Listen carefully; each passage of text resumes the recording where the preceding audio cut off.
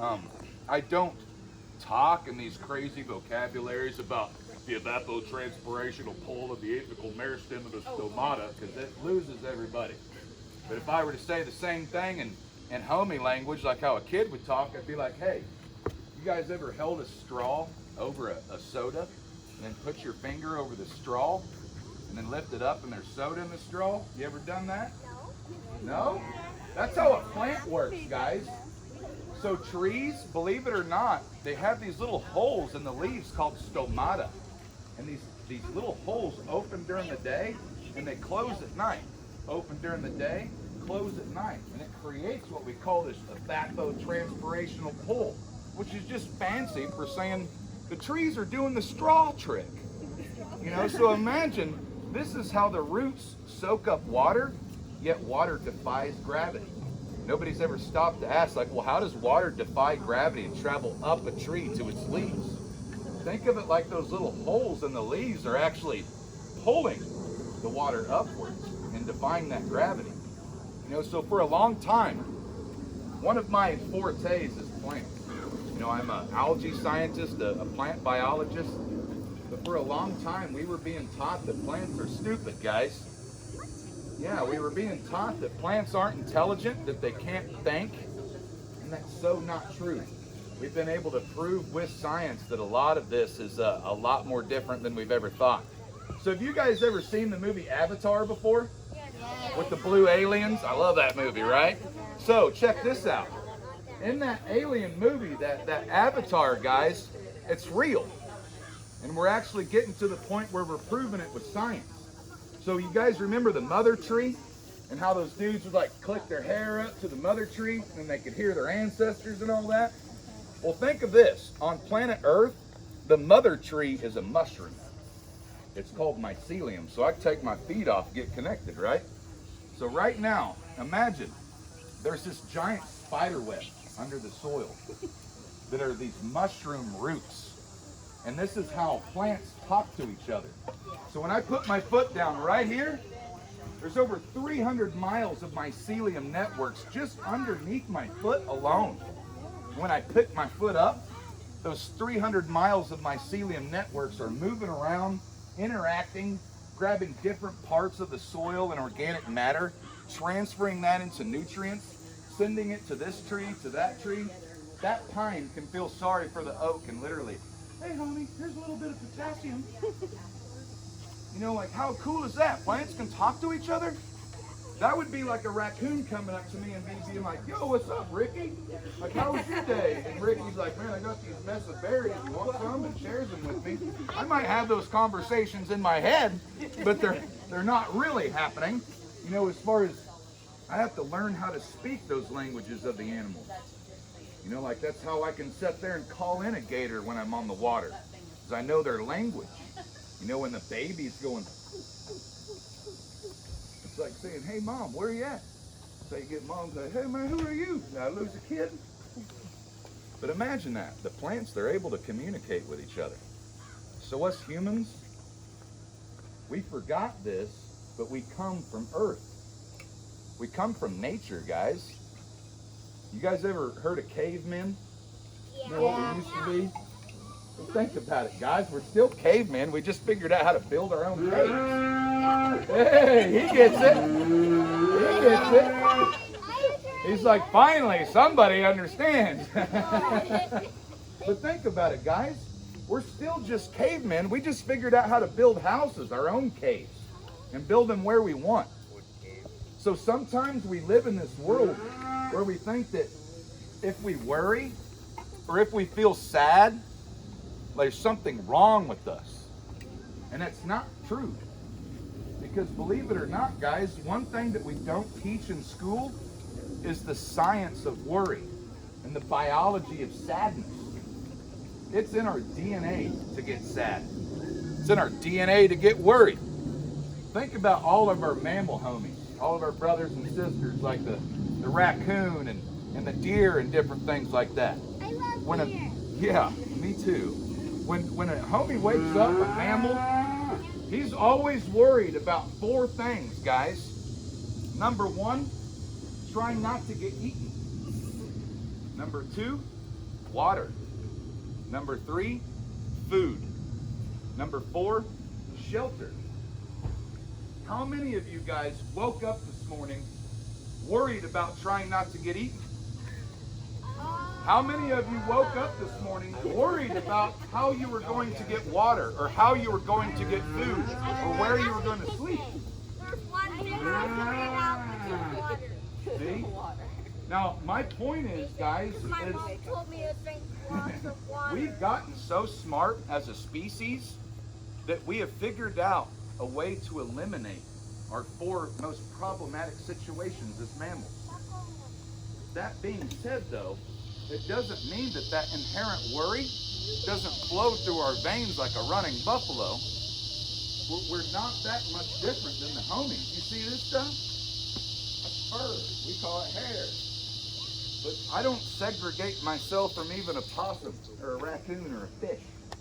You know, so why would I segregate myself from any kind of human based on religion, politics, culture, skin colors, all these things?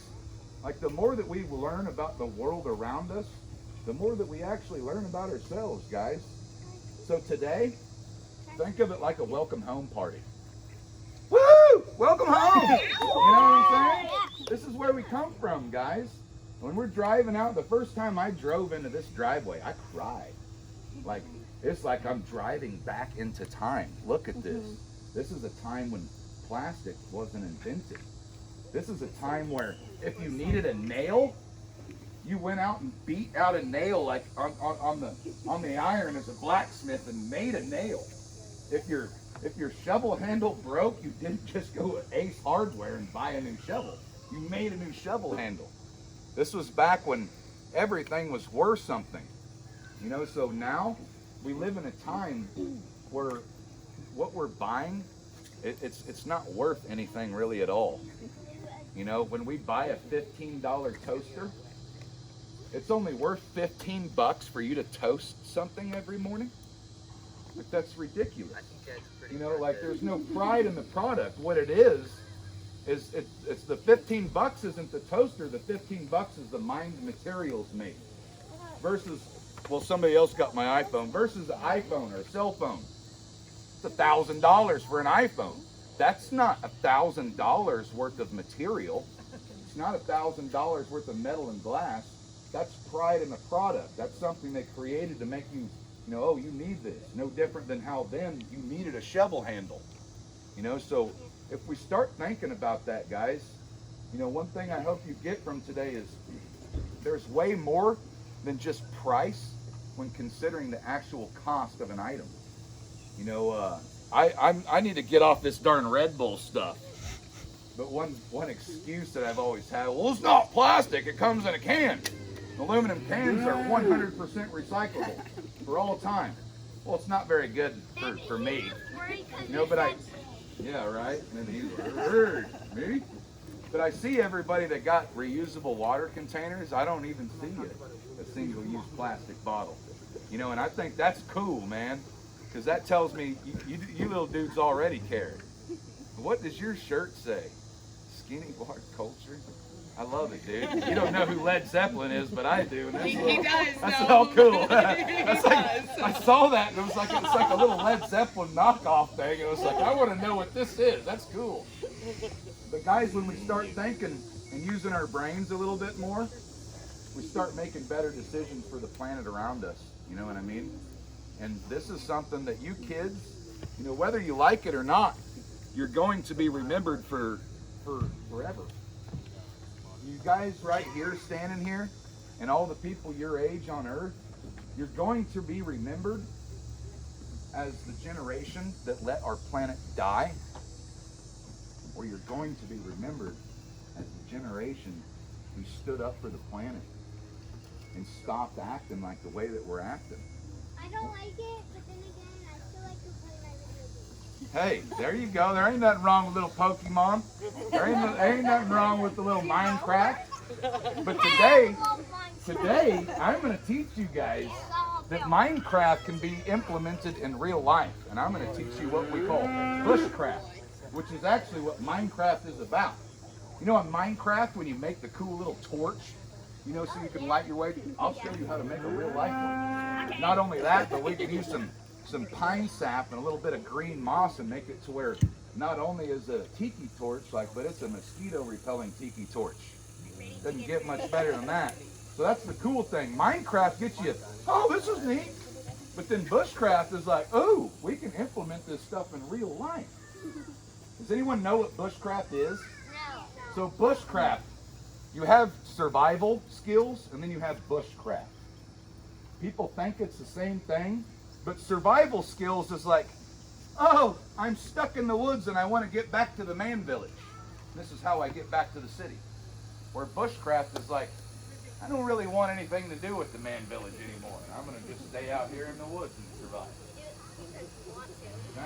I've built an entire cabin before out of nothing but what's in this backpack. And I lived in that cabin up in the mountains in the Pacific Northwest for a year. Having nothing but that backpack.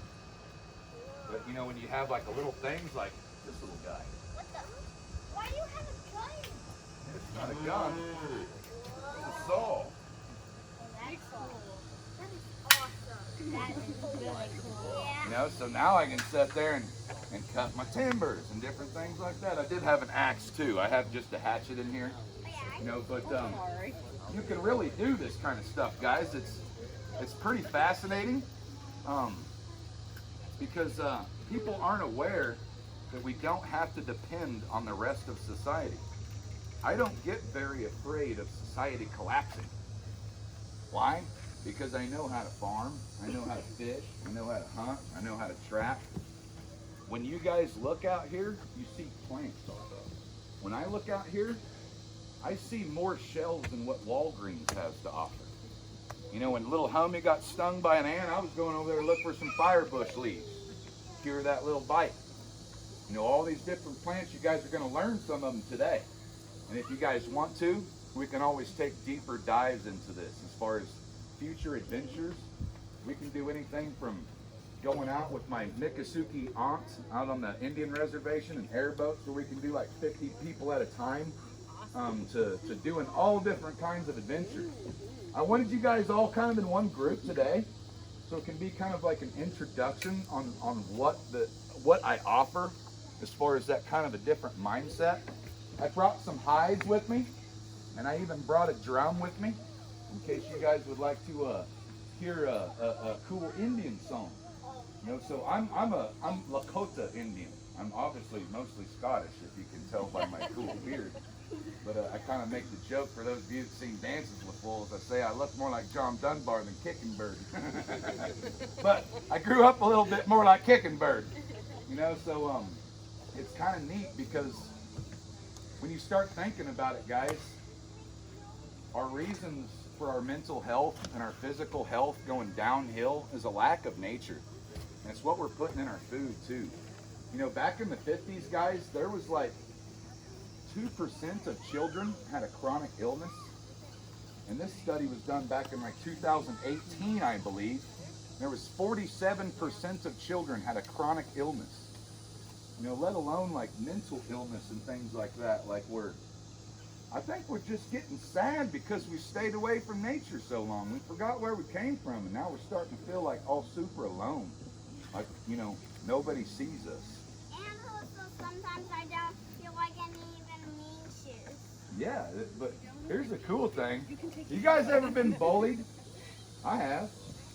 You know, you ever been picked on? You ever been teased? No. You ever been hurt? No. Like all those things that ever was bad that happened to me in my life always happened from people. There's never an animal or a tree that made fun of me. It was never a rock that pushed me down. Sure, I might lose my footing every now and then because I get excited. But the point is sometimes we get afraid of nature, and there's nothing to be afraid of. In reality, we are the only things to truly be afraid of. And when I say we, not each other, I mean ourselves. You know, we can be our worst enemy sometimes. We get in our heads a little bit too much, me included. But boy, when I get out in nature, let my hair down a little bit, take my shoes off like Avatar, and just connecting that to the halo or whatever they call it. told you I'm a little bit crazy. Are you guys ready to have some fun? I do want, I do want Dixie to say some things because she's been kind enough to let us come out here. When Mika was planning this for you guys, I didn't realize I forgot to mention that I have a cap limit. Don't usually do this big a group, and I didn't want you guys on trails to where they're one lane kind of trails, and then the people in the back aren't going to be able to hear what I'm saying. You know, that's kind of why I have to do a cap limit. But Dixie here was kind enough to offer this awesome place for us to come to, and to me, this is one of the coolest places I've ever been in my entire life, let alone in just Florida. Dixie? Hey. Hello everybody, welcome to Crowley Museum and Nature Center. He introduced me, my name is Dixie. Very excited to have someone like Captain Planet here who has a big strong voice and can help you guys understand the importance of preserving ecologically sensitive places like Crowley. If you listen to what he tells you, you're going to be safe, okay? You don't need to fear what is out there. I do want to share this with you though. A lot of people say, what about venomous snakes? What about venomous spiders? They all have their part. They are independently important of how they impact us. So we ask that you don't kill anything unless it's biting you. So if you're getting bit by a mosquito, fire ants, that's fine. But if you see a spider walking along, this is his home. Yeah. He matters as much as all of us do, so we ask that you don't interfere or kill any of the wildlife. If there's anything that's problematic, big wasp nest, he'll help you guys avoid that sort of thing, okay? All of the animals on this property are rescued and adopted with the exception of the 2 calves that have a sticker on their back. Everybody here has had a little bit of a rough story at one point or another in their lives. As long as you're slow and respectful, they will be too. We ask that you stay on the other side of the fence though, just because sometimes they're overly friendly and all of our cattle have horns. You are welcome to go anywhere that you feel comfortable going or that Captain Planet feels comfortable taking you guys. And what we want you to do is we want you to walk out there, we want you to experience it, and we want you to take away why preserving places like old natural Florida are important, okay? Awesome. So welcome to Crowley. If you guys want to go into the Welcome Center afterwards, we just ask that you do it one family at a time because our register is slow as Christmas and it takes forever to get anything done. But thank you all. Have a wonderful time. And if you see anything wonderful or cool, you have to come back and tell me. Very awesome. Wait, You know, you have a cat?